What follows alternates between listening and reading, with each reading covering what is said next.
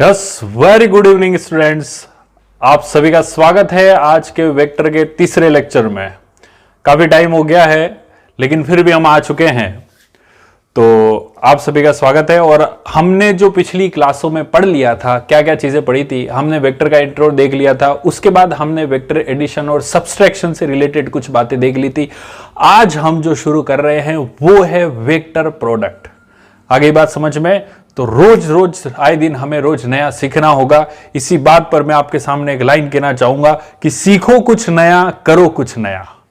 सीखो कुछ नया, करो कुछ नया, बनाओ अपने आप को नया, क्योंकि सफलता वहीं रहती है जहां कुछ नया होता है। वेरी गुड, शाबाश। तो अब हम और आगे बढ़ते हैं इसी नए जोश के साथ, नई उमंग के साथ। आप सभी का इस क्लास में स्वागत है। तो आइए चलिए बिना किसी समय खराब किए हम स्टार्ट कर रहे हैं वेक्टर। वेक्टर की काफी सारी चीजें हमने देख ली थी और आज जो हम स्टार्ट करने वाले वो क्या करेंगे, वेक्टर प्रोडक्ट। प्रोडक्ट यहां पर जो होते हैं वो दो टाइप्स के होते हैं।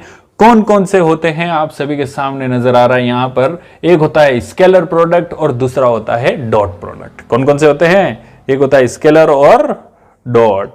क्लियर? जी सर, बिल्कुल क्लियर। तो आइए चलिए शुरू करते हैं। अब ध्यान से देखिए। तो सबसे पहले अगर मैं बात करूंगा स्केलर प्रोडक्ट की, किसकी बात कर रहे हैं हम? Scalar product. तो स्केलर प्रोडक्ट जो रहता है, अपन सभी ने कभी नाम सुन रखा होगा, ये होता है हमेशा ए डॉट बी, इसलिए इसे हम डॉट प्रोडक्ट भी कहते हैं। यहां पर मैं लिख रहा हूं vector A dot B and this is equal to A B cos theta. आ गई बात समझ में? ब्रीफली हम इसके बाद आगे पढ़ ही रहे हैं, कोई बड़ी बात नहीं है। इसे स्केलर प्रोडक्ट क्यों कहा जाता है?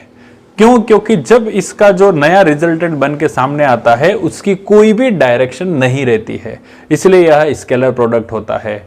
यही अगर आप वेक्टर प्रोडक्ट की बात की जाए तो यह होता है वेक्टर ए क्रॉस बी। क्या होता है? वेक्टर ए क्रॉस बी, और जिसे आप क्या कह सकते हैं? A b sine theta. क्या कहते हैं हम इसे? A b sine theta. Clear? तो दो चीजें यहां पर हमारे सामने क्लियर है। एक तो होता है ए डॉट पी, यानी कि स्केलर प्रोडक्ट को हम क्या कह सकते हैं? हम इसे कह सकते हैं डॉट प्रोडक्ट। और वेक्टर प्रोडक्ट को हम क्या कह सकते हैं? वेक्टर प्रोडक्ट को हम कह सकते हैं क्रॉस प्रोडक्ट। आगे बात समझ में? क्रॉस का मतलब यह हुआ कि अगर आप इसका प्रोडक्ट कर रहे हैं, यदि आप इसका मल्टीप्लाई कर रहे हैं, तो आपके सामने एक और नई डायरेक्शन बन के बाहर आएगी और यहां पर राइट हैंड थंब रूल भी यूज होगा। ये सारी चीजें हम ब्रीफली इसके बाद आगे पढ़ेंगे, तो वहां पर इसके बारे में समझेंगे। चलिए, हो गया काम खत्म और आगे बढ़ते हैं। नेक्स्ट अगला जो आपका पॉइंट आता है वो अब हम पढ़ते हैं स्केलर प्रोडक्ट। तो बच्चों, स्केलर प्रोडक्ट होता क्या है, ध्यान से देखिएगा। ठीक है, मान लो हमारे पास कोई एक लाइन है। ठीक है, उठा लेते हैं अपन, ये ले लिया एरो। मान लो ये एक हो गया वेक्टर ए। क्लियर? दूसरा हो गया आपके पास वेक्टर बी। दो चीजें हमारे पास दे रखी है।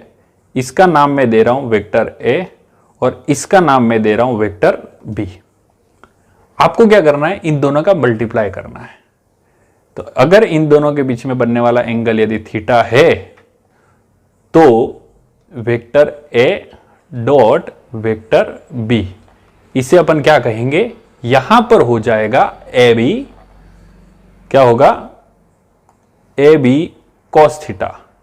यह जो ए बी है, this is magnitude of A B, है ना? तो क्या हो जाएगा? A dot B is equal to A B cos theta. आ गई बात समझ में? जी सर, बिल्कुल आ गई। तो खैर, ये था आपके वेक्टर के बारे में। बहुत ही इजी सा टॉपिक है, कोई बड़ी बात नहीं है। देखो, सारी जो चीजें हैं आपको क्लियर ज्यादा तब होगी जब आप इसके क्वेश्चंस करेंगे, और क्वेश्चंस भी हम बहुत सारे करने वाले हैं। तो धीरे धीरे सारी चीजें आती रहेगी। अब पहले एक बार थ्योरी हमें पढ़ना और देखना बहुत ही जरूरी है, इसलिए हम ये सारी चीजें पढ़ते हैं ताकि अगर मैं बाद में आपको इन फ्यूचर क्वेश्चन कराऊं तो आपके दिमाग में हमेशा अच्छी तरह से बैठ जाएगा। क्लियर? जी सर, बिल्कुल ठीक है। तो ये था आपका स्केलर प्रोडक्ट, यानी कि a dot B is equal to क्या होता है? A b cos theta. तीसरा जो नया वेक्टर बन के आया है वो वहां पर कोई डायरेक्शन नहीं है, मतलब कि इसका जो मैग्नीट्यूड है वो हमेशा क्या रहेगा? स्केलर रहेगा, जिसे कि हम वर्क में करते हैं एफ डॉट डी एस। आ गई बात समझ में? ठीक है, तो वर्क जो है वो आपकी स्केलर क्वांटिटी रहती है, तो इसका जो प्रोडक्ट होगा वो भी क्या होगा? स्केलर प्रोडक्ट, है ना। उसी तरह से E dot D S, E D S cos theta 5 electric flux की अगर आप बात करते हैं, वहां पर भी स्केलर प्रोडक्ट यूज किया जाता है। खैर ये 12 का टॉपिक है, वर्क जो है वो 11 का टॉपिक है। सारी चीजें धीरे धीरे आगे आती रहेगी और हम यहां पर पढ़ते रहेंगे। खैर और आगे बढ़िए, तो नेक्स्ट जो आता है यहां पर अपन इसकी प्रॉपर्टीज के बारे में देखना पसंद करेंगे। तो सबसे पहली अगर इसकी प्रॉपर्टीज आती है तो स्केलर प्रोडक्ट जो होता है वो कम्यूटेटिव होता है। क्या होता है? कम्यूटेटिव।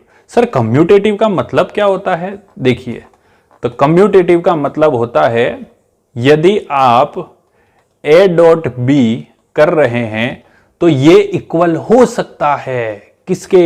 ये इक्वल हो सकता है बी डॉट ए के। किसके इक्वल हो सकता है? यानी कि अगर आप इसमें मल्टीप्लाई कर रहे हो, देखो ये चीज क्रॉस प्रोडक्ट में पॉसिबल नहीं है। क्यों? क्योंकि उसमें अगर आप ए क्रॉस बी करोगे उसका रिजल्टेंट देखोगे और बी क्रॉस ए करोगे उसका रिजल्टेंट देखोगे, दोनों की डायरेक्शन अलग अलग हो जाएगी। क्या होगी? डायरेक्शन अलग अलग हो जाएगी। क्लियर? जी सर बिल्कुल क्लियर, है ना। तो a dot B is equal to b dot a, यानी कि एक कम्यूटेटिव प्रॉपर्टी है। दूसरी अगर आप बात करते हैं डिस्ट्रीब्यूटिव की, है ना, डिस्ट्रीब्यूटिव, यह एक डिस्ट्रीब्यूटिव भी प्रॉपर्टी है। मतलब कि कहने का मतलब अगर हम इसे ए डॉट बी प्लस सी कर रहे हैं, देखना ध्यान से, तो ये इक्वल हो सकता है किसके? A dot b plus a dot c के भी इक्वल हो सकता है। आ गई बात समझ में? तो ये हो गई आपकी कौन सी प्रॉपर्टी? ये हो गई डिस्ट्रीब्यूटिव प्रॉपर्टी। यदि हम इसके बीच में एंगल की बात करें, किसकी बात करेंगे हम? यहां पर एंगल की बात करेंगे। तो एंगल ध्यान से देखना, एंगल क्या हो जाता है?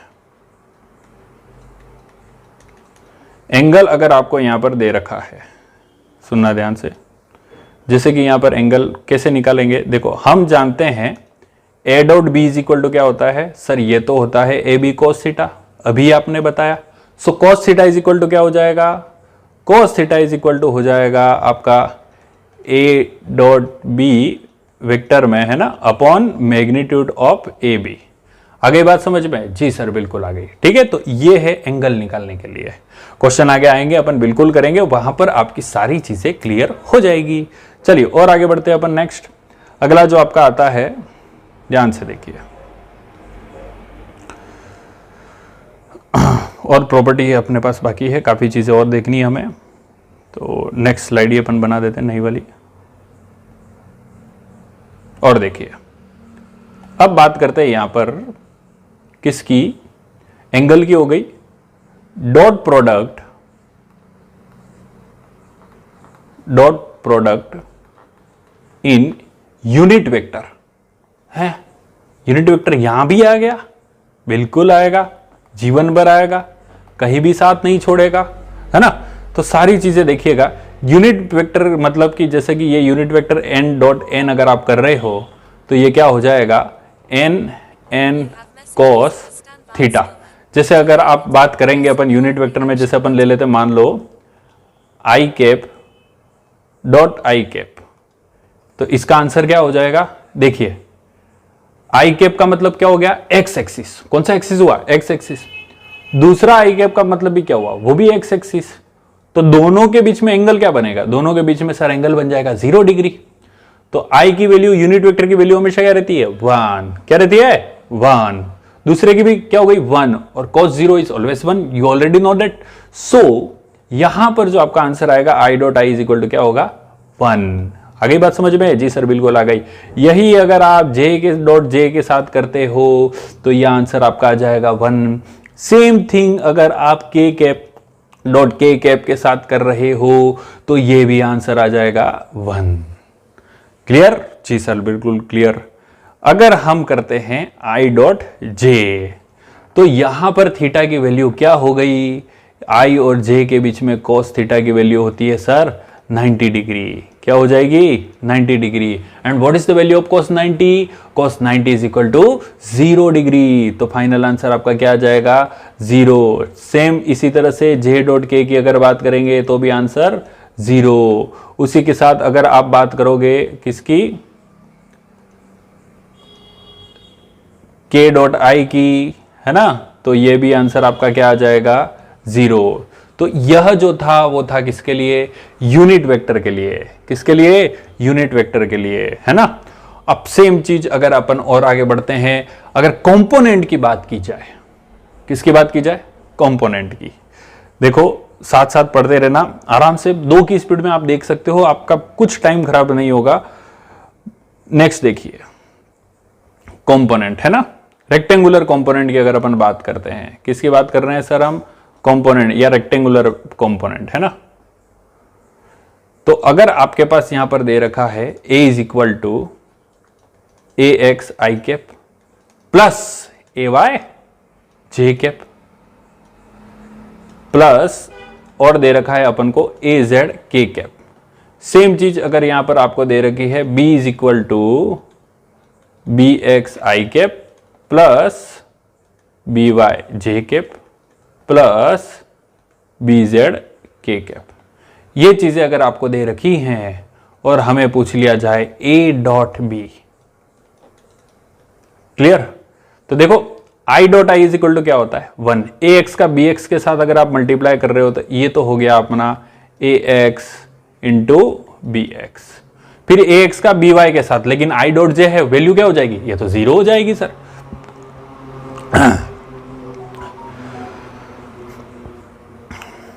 सेम अगर सॉरी, है ना, सेम अगर अपन और आगे की बात करते हैं तो i डॉट के और i डॉट क्या क्या हो जाएगा आपका, ये भी 0, है ना। तो मतलब कि i का i के साथ प्रोडक्ट कर रहे हैं तो ax bx, ठीक उसी तरह से अगर हम कर रहे हैं, सॉरी क्या दब रहा है ये, आप कर रहे हो ay by और इधर आपका आ जाएगा प्लस az bz, ये आ गया अपना रेक्टेंगुलर कंपोनेंट के लिए। आ गई बात समझ में, जी सर बिल्कुल आ गई, हो गया काम खत्म। चलिए और आगे बढ़ते हैं, चलिए और आगे बढ़ते हैं। आपके सामने एक क्वेश्चन दे रखा है जहां पर लिखा हुआ है p is equal to A I plus A J plus 3 K cap और q इज इक्वल टू दे रखा है A I minus 2j minus K. Clear, जी सर बिल्कुल क्लियर। अब ये दोनों क्या है, एक दूसरे के परपेंडिकुलर हैं और हमें किसकी वैल्यू निकालनी है, a की वैल्यू निकालनी है। अगर आप a की वैल्यू निकालना चाहते हो और यहां पर लाइन दे रखी है क्या, परपेंडिकुलर, क्या दे रखी है, परपेंडिकुलर। और तो परपेंडिकुलर का मतलब होता है कि p डॉट क्यू की वैल्यू क्या होगी, 0 होगी। क्या होगी, 0। तो हम देखेंगे यहां पर p इज इक्वल टू कितना है, तो लिख देते हैं p dot Q is equal to 0, मतलब कि p की वैल्यू अपने पास है A I cap plus A J cap plus 3 K cap, है ना। और इसी के साथ डॉट प्रोडक्ट आपको किसके साथ करना है, q के साथ, और q हमें दे रखा है A I cap minus 2j cap minus K cap is equal to क्या होता है, 0 होता है। आगे बात समझ में, चलिए डॉट कीजिए तो ए आई इंटू ए आई कितना हो जाएगा, ये हो जाएगा ए स्क्वायर, ए जे माइनस 2j मतलब ये कितना हो जाएगा, माइनस का 2a हो जाएगा और 3k और इधर क्या है माइनस का k, मतलब कि 3 इंटू माइनस 1, ये हो जाएगा माइनस का 3 इज इक्वल टू 0। तो यहां पर हम एक इक्वेशन देख सकते हैं जो कि कौन सी है, क्वाड्रेटिक इक्वेशन बन रही है। तो क्यों ना इस माइनस 2a को तोड़ दिया जाए, और हम इसे किस तरह से तोड़ेंगे ध्यान से देख लीजिएगा। तो a स्क्वायर इज माइनस, अगर आप यहां पर लिखना चाहो तो हम इसे क्या लिख सकते हैं, प्लस का 3a माइनस a, तो ये तो आया प्लस का 2a। तो हम एक काम करते हैं, इसको जो बना देते हैं माइनस, ठीक है, और इसको बना देते हैं प्लस, ताकि अपना मामला सही रहे। तो माइनस 3a प्लस a, तो आंसर आपका कितना आ जाएगा, माइनस का 2a, और माइनस 3 है वैसा के वैसा, और हमने यहां पर लिख दिया 0। तो ये क्या हो जाएगा, यहां पर अपन क्या कॉमन ले सकते हैं, यहां पर आप कॉमन ले सकते हो a, अंदर क्या बच जाएगा a माइनस 3, और यहां पर क्या कुछ कॉमन ले सकते हैं, हम यहां पर ले सकते हैं खाली 1, तो अंदर आ जाएगा आपके पास a माइनस 3। आ गई बात समझ में, जी सर बिल्कुल आ गई।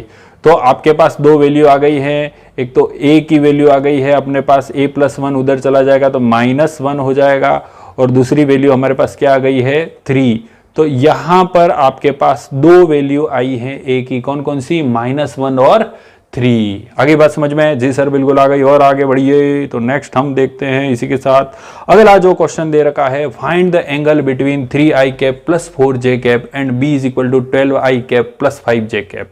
है ना, एंगल निकालने का सीधा सा फॉर्मूला हम बचपन से सीखते हुए आए हैं।